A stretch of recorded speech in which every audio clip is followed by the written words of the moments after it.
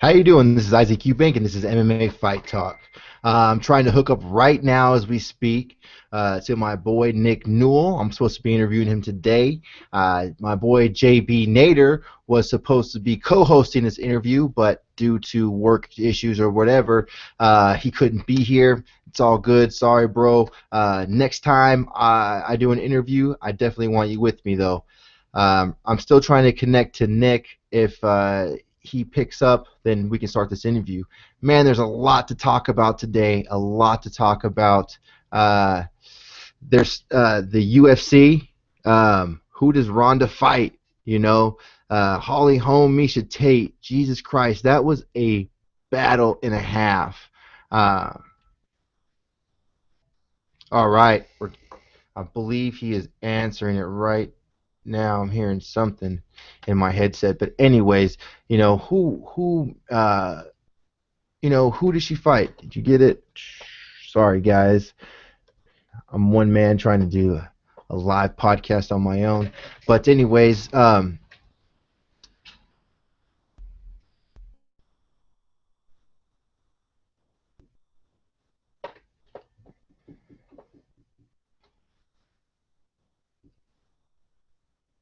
not it. Yeah. So sorry for the dead air, but yeah, you guys. Who that was such a battle going back and forth. I mean, Holly Holm was doing such a good job of just taking to her. There we go. Guests coming on.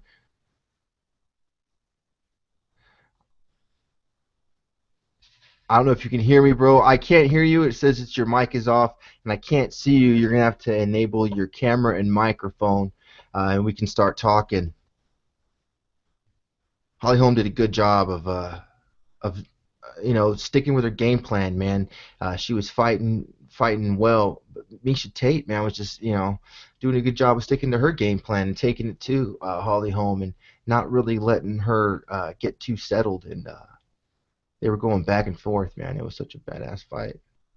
Hopefully Nick can jump on and jump in. Nick, do you hear me, bro? Yep. All right, man. If you there you go. I can see you. All right, Nick Newell, you guys. He's live in effect. We can actually do this interview. I'm super excited. Thank you, bro, for doing this, man, and coming through. I'm sorry JB couldn't be with us. Did you guys train together back in the day? How do you guys know each other? Yeah, we trained together a few times. We were never on the same team, but we used to cross train. I went to his gym, he's come to my gym, and we've met at other gyms as well. That's cool, man. That's really cool. I've been able to I saw your way back in the day. I saw an interview with you, and they were talking about your wrestling, and they were just really highlighting how high level a wrestler you were, and how impressive it was because you had one arm, and it was right before you started going into MMA. Then you went into MMA, and I mean, you hit it like a storm. It was awesome. You just went in there. You didn't let anything stop you. Didn't anything slow you down. The only thing that slowed you down was people weren't wanting to fight you. And I wanted to talk to you a little bit about how that felt. I know you probably had this interview a million times, but still I wanted to get into it, talk about how that felt, and just talk about your whole MMA career and why you decided to end it and what you're doing now. I mean, fighting, I just always just kind of something I did for fun and because I enjoyed it. Mm-hmm.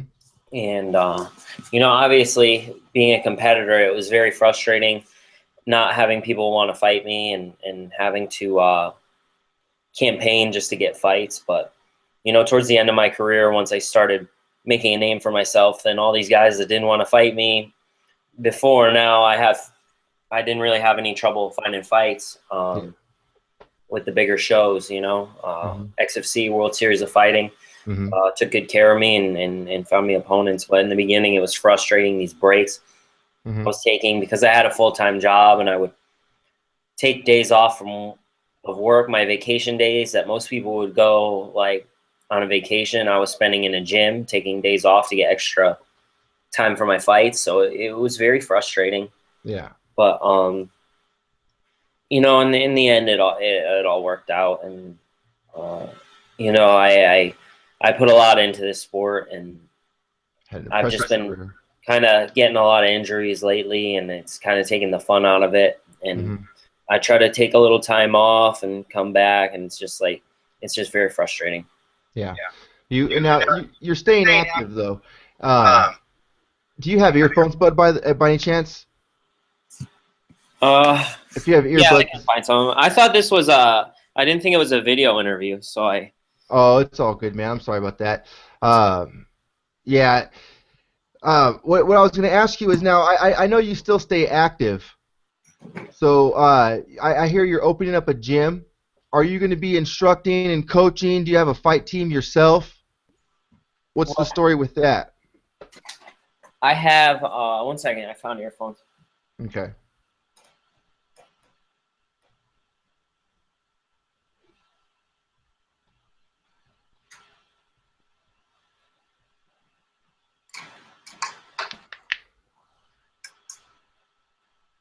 Getting into it, you guys, with Nick Newell. This is awesome.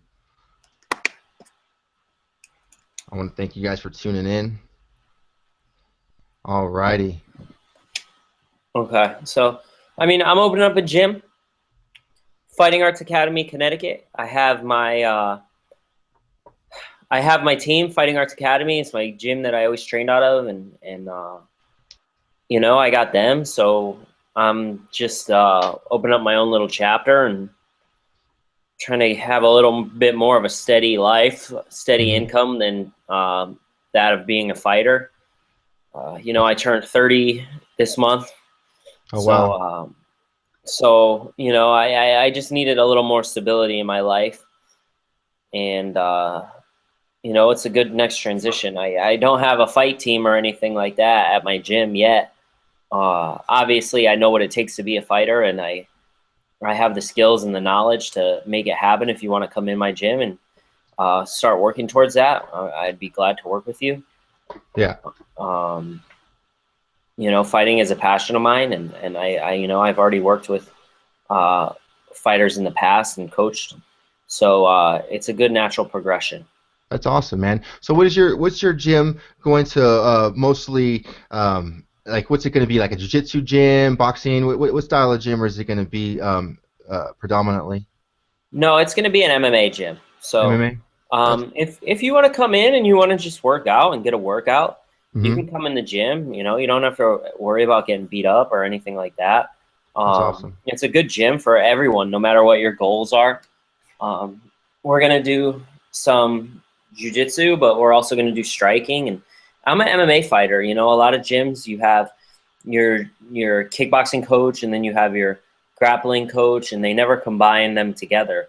But I Yeah, know how to mix them all together, and you know, I understand wall work. I understand a lot that goes into being a good fighter, but also, you know, I'm gonna cater a lot to the kids. You know, little kid program, um, and then people that just want to come in and just work out. So, you know, I'm that's gonna have a little bit of something for everyone.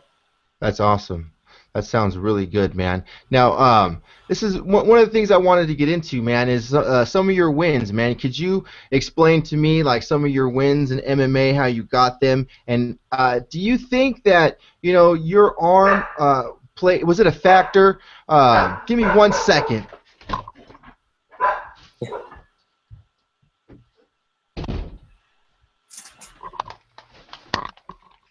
Did it play actually a positive factor, like in the sense that do you think that people may have gotten hung up on thinking about is it getting in the way or did you think it messed with their heads basically, and was it able did it make it able for you to actually do things like surprise them, catch them with like just a different shot, I mean, it's different. My angles and different are different. My gap is different, Hmm. but at the end of the day, I don't really put too much weight into it. Everyone has different body types and different styles that Hmm. uh, work for them, and you got to just find something that works for you and go from there.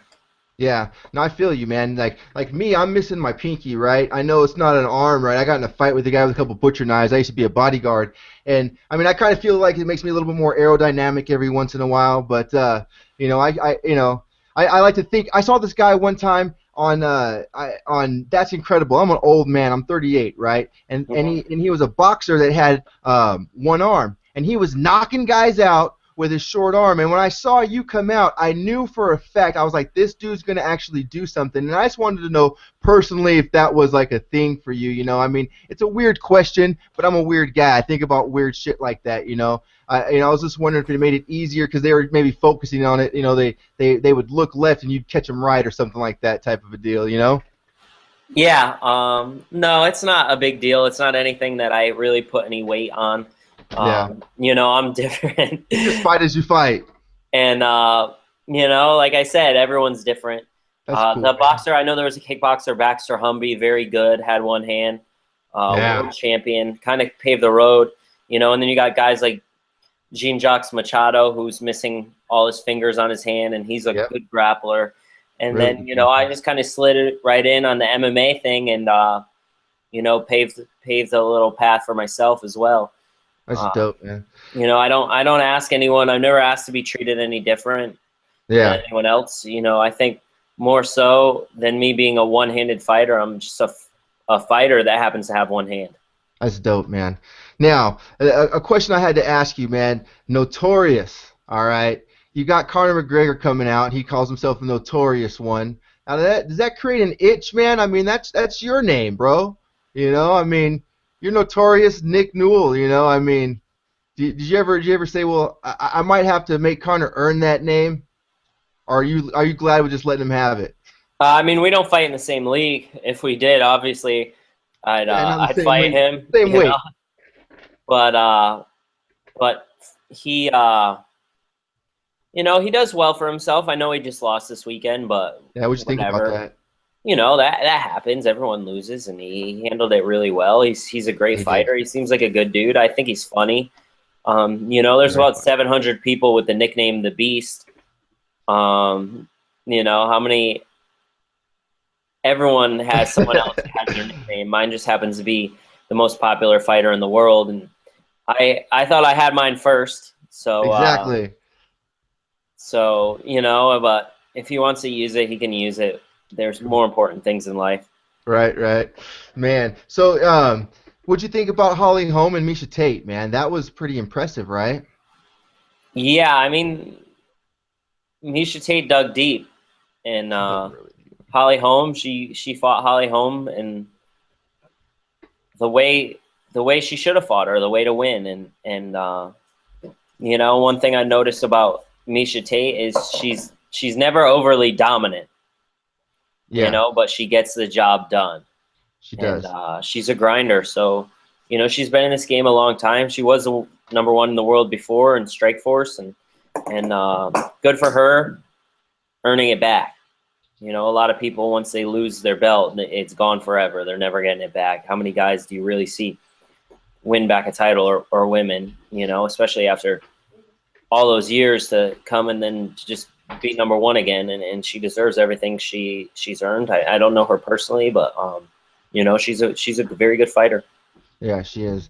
Man, that was an awesome display. A lot of people are like, oh, they're screaming for Ronda Rousey to come back and get a fight with her. I don't think that's right, man. I think that she should actually maybe fight Holly first, and then the winner of that can go on and fight Misha Tate. Let Misha Tate enjoy her belt, let her, chill for a minute, and see what happens, man. I don't know. I don't agree with a immediate fight for Ronda. What do you think?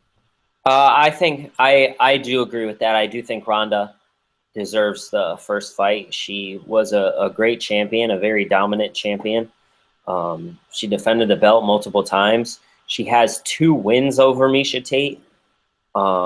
She deserves the fight. She deserved a rematch. She didn't want it.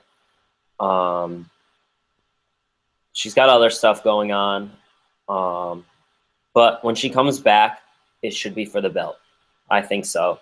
I think Holly Holm should fight Amanda Nunes, and then the winner of that should fight the winner of Ronda versus Misha. Cool, cool, cool. All right, now that's good opinion. Now give me your opinion on MMA overall. Do you like the direction that MMA is going in?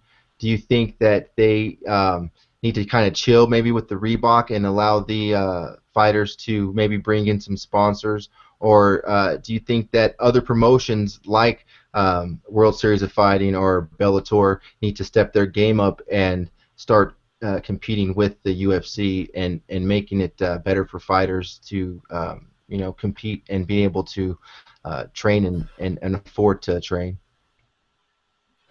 Uh, I think maybe they should like at least allow you to have the option of having like 2 or 3 of your own sponsors. Right.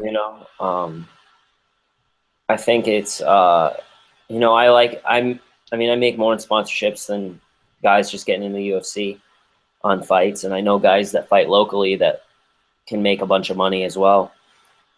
So I think it's a good opportunity, and I think depending on your personality type and how marketable you are, it can either help you or hurt you. Uh, I do think it's weird. You get people like the champion gets 40,000 in sponsorship, and then the challenger gets 30,000.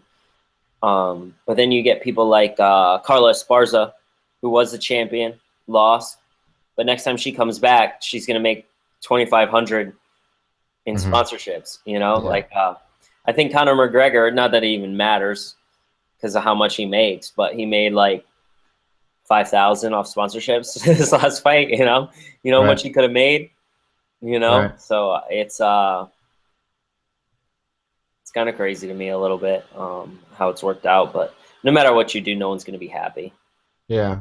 What about the other promotions, man? Do you like these other promotions? Do you think they need to step their game up? I mean, or do you think that the UFC is the ultimate in like the NFL of the sport, that people should just pay attention to the UFC? I mean, I kind of personally like the other promotions. I think that if they were able to step their game up and able to help support these fighters and put on these good fights, that it would create change, and it would make a better environment overall and help elevate the sport, and get the word out. I think with the oversaturation of the UFC and the bad management of the fighters, we're missing out on a lot of good fights, man. Yeah, I don't really agree with oversaturation. I don't think that's a thing. People are like, oh, there needs to be less fights, but like I don't know, then don't watch that many fights. Like there's just many Yeah. fights, and you don't have to watch them all. But I like more fights, and you know what? I think that competition is a good thing. I Hmm. think UFC did it smart, and the way they came in, they made it about the UFC and not about the fighters. And the owners are making a ton of money because even if you leave the UFC, they'll just replace you with someone else, and they already have the platform to build up, and so it's not really about the fighters; it's about the company, and that's smart. As a company owner, you make a lot of money. It just sucks as a fighter because these fighters are bringing in all this revenue and not and barely staying above the poverty line or even under the poverty line a lot of the time. So you're a world class athlete, and you're in the world's biggest league, and you have to work a full time job just to feed your family. 100%, man. Um, you know, uh, Bellator's been doing awesome lately, and obviously I love World Series of Fighting, and it's good to have other people out there throwing around money, so you at least have something to bargain with. You have a bargaining chip, and you just go to the highest bidder. I like that a lot of people are kind of just saying, hey, you know what? I'm going to see what I'm worth. I'm going to go where I'm going to make the most money, and I think that's awesome for the sport. Yeah. Now, are you completely retired? I mean, because you're kind of like you keep talking about WSO, like you say how much you like it and stuff like that. And is it because you fought for them, or is it because you plan on maybe coming back one day, man? I mean, do you still have a flame for it, or are you pretty much just absolutely done? Or do you compete in jiu-jitsu or what? No, I'm injured, man. I can't like train hard. Really? I What's can train and my body just like kind of shuts down. So like I've been training because martial arts is a passion of mine, mm-hmm. but not like to where I can compete at a high level type training. Yeah. Can you Lots go of into your technical injuries? training. I don't really want to go into it. Back, neck, knee, Mm-hmm. shoulder, Mm-hmm. you know. But it's like my last fight, I trained maybe a week for it. The rest of the time I was doing rehab to fix injuries, but I had to fight because it's how I make a living. Yeah, I feel You know, you. so like most people would have pulled out if I was like making more money every year, you know, and I had the option. Like if I just could have one fight a year, I would have probably pulled out of that fight, but I didn't. You know, in World Series of Fighting, they do what they can for me, and I like them, and I think they're good people and a great organization, and um, you know, they've had a lot of good things going on, and I hope to see them build. Mm-hmm. I'm a little burnt out from the competition aspect, and that being, you know, my only source of income and my livelihood. Mm-hmm. So, you know, I need to open up my own gym and just kind of take it from there. Is your own gym, is that the only thing that you're doing right now, or is there other things? Do you make personal appearances or anything like that to help supplement? Yeah, you know, I'll do seminars. Hmm. If anyone wants to have me out, I can do a seminar. I have, you know, obviously the motivational speaking side plus the technique side. I can do either or both. Um, I'm a commentator. I've been doing commentary for shows, but these are smaller shows. It's not going to pay my bills, you know. Hmm. But I also, you know, I have some side projects going on. They're making a movie about my life, and I'm going to start up a Kickstarter for that soon. Cool, Um, man. so we got some good things going on, and you know, That's I just hope my gym takes off, and we'll just take it from there. for sure, man. I mean, yeah, man, that's really cool. And you seem like an awesome guy, man.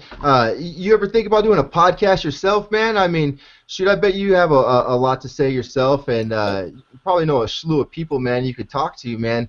Uh, I would watch it. You know. Do you have any podcasts that you like that you watch yourself? I don't listen to any podcasts, or I don't even know how to go about doing that. Oh man, yeah. Maybe we'll talk off air, but yeah. I have a friend that has been wanting me to do a podcast from his house, and like bounce some ideas off of him, and it sounded like fun, but I never really followed through because I've had so many other like side projects, and just like dedicating a spot of time Yeah, every week yeah. to something. I don't know if I do have a lot to say, and I think I'm pretty entertaining, I guess, when I really get into it, but I just never had the follow through or the drive to follow through with it. I've just been focused on other things. Yeah, I feel you, man. If you ever get a chance, man, check out some Joe Rogan, man. He's got some great podcasts.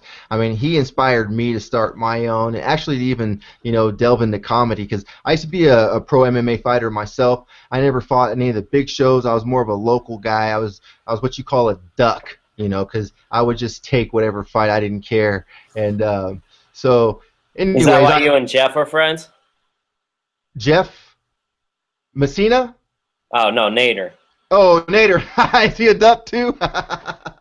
That's funny. No, we're friends because we're comics, man. We met at the improv, and we just started talking, and I found out he did Bellator, and yeah, we just hit it off, man. He's a pretty cool cat. Yeah, my his first fight for Bellator.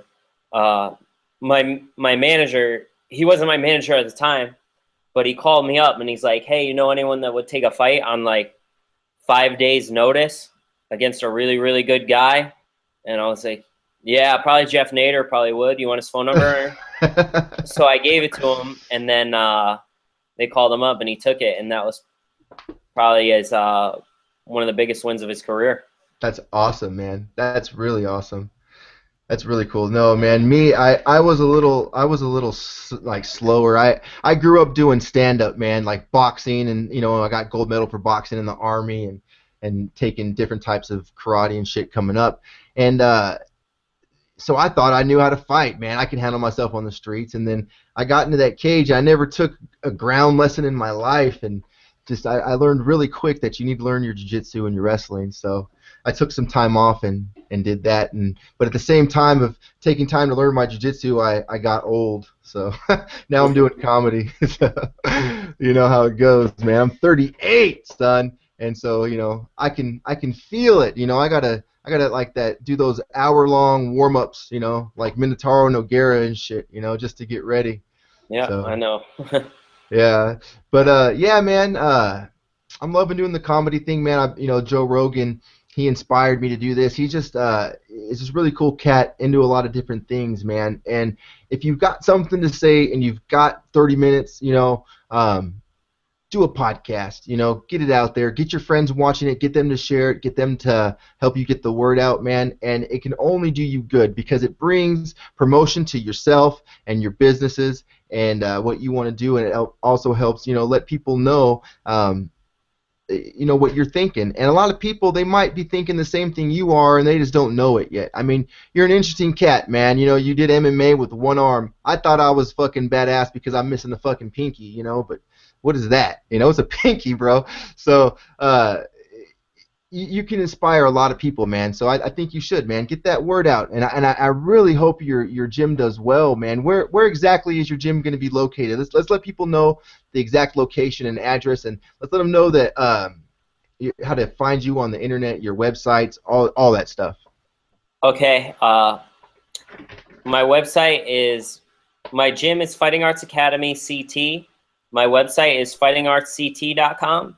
And you can find me on Twitter and Facebook and Instagram at Fighting Arts CT. On Facebook at facebook.com/fightingartsct. And it's in West Haven, Connecticut, very close off exit 42, off of 95. And come through and train. Martial arts is for everyone. Heck yeah, it is, man. Cool deal. I want to thank you again, man, for your time. I also want to thank my sponsors, Happy Thrift on Facebook and eBay. That's your home for vintage everything. I also want to thank flirty30s.com. That's where the girls are live and waiting to talk to your ugly ass as we speak. So as soon as I'm done with this podcast, hit up flirty30s.com and talk to one of those ladies, man. Also, I want to thank Comedy Scene in Texas. That's where I post all my shows. So if you guys want to come see me do comedy, just look at Comedy Scene in Texas on Facebook, and you can come see me do a live comedy show. I want to thank you guys for tuning in. Like I said before, I want to thank Nick Newell. You guys, much love. This is MMA Fight Talk. Peace.